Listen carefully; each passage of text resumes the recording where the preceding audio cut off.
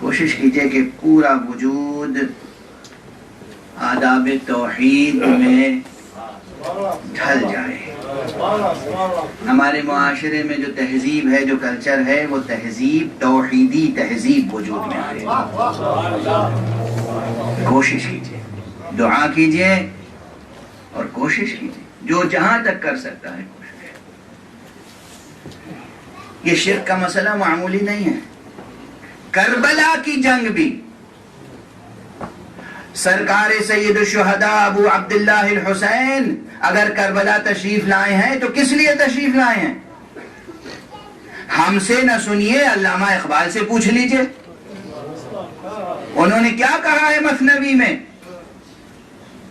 رمز الا اللہ بر صحرا نوشت.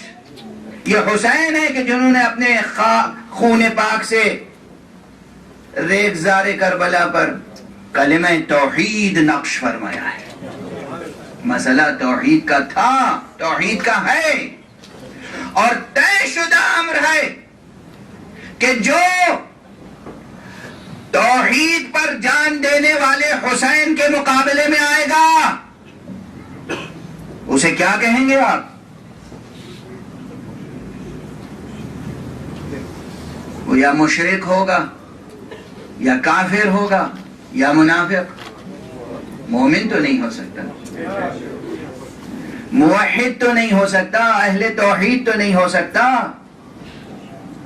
کاش یہ راز، یہ رمز، یہ بات مسلمانوں کی سمجھ میں آ جائے.